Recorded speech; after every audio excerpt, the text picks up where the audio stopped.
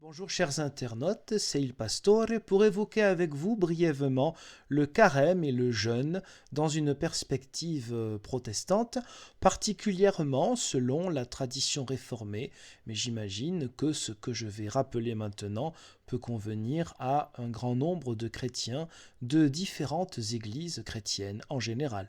Chapitre 24 de notre ami Bullinger, des jours de fête, des jeûnes et de la distinction des nourritures. Nous écouterons les paragraphes 6 et 7 de ce chapitre. Tout jeune doit procéder d'une attitude de liberté sans contrainte et d'une vraie humilité.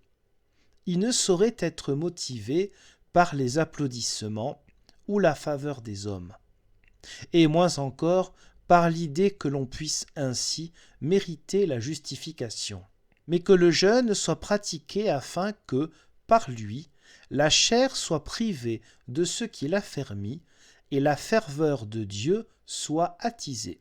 Nous voyons donc là l'utilité du jeûne, toujours présente dans une pensée protestante.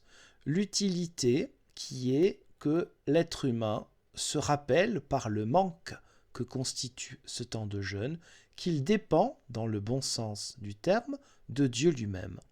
C'est un peu ce but-là qui est une manière de vivre sa foi, non pas par un ritualisme et encore moins dans l'idée de gagner des points pour accéder au paradis ou recevoir un peu plus le pardon de Dieu pour ce qu'on aurait fait de mal. C'est la grâce qui prime et non pas nos propres mérites, bien entendu. Numéro 7. Le jeûne du carême peut se targuer des témoignages de l'Antiquité, mais aucunement des écrits apostoliques. Par conséquent, il ne doit ni ne peut être imposé aux fidèles.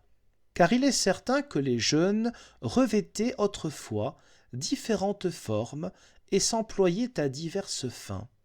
C'est pourquoi Irénée, un des plus anciens écrivains de l'Église, dit « Certains pensent que le jeûne doit être observé un jour, d'autres 2, d'autres plusieurs, d'aucuns retiennent même l'idée de 40 jours. Cette diversité de pratiques n'est pas de notre époque seulement, mais elle est bien plus ancienne. Elle provient, à mon avis, de ceux qui ne s'en sont pas simplement tenus à ce qui leur avait été transmis dès le commencement, et qui se sont décidés ensuite, par négligence ou par ignorance, en faveur d'autres coutumes. Ça, c'était la citation d'Irénée. L'historien Socrate dit également « Parce qu'on ne trouve aucune règle ancienne à ce sujet, je crois que les apôtres l'ont laissé à la discrétion de chacun, afin que l'on fasse ce qui est bon sans contrainte ni obligation. » Je pense qu'à la lecture de ces deux paragraphes, nous retrouvons là, j'ai envie de dire, la lettre et l'esprit du protestantisme sur ce genre de pratique.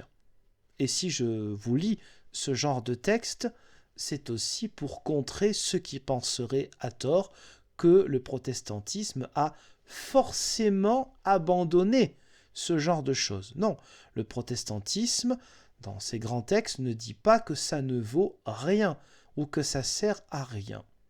La liberté de faire quelque chose, ça ne veut pas dire qu'on met cette chose à la poubelle. Je vous remercie pour le visionnage de cette courte vidéo et vous donne rendez-vous, pourquoi pas, Dieu voulant, pour d'autres vidéos. Au revoir.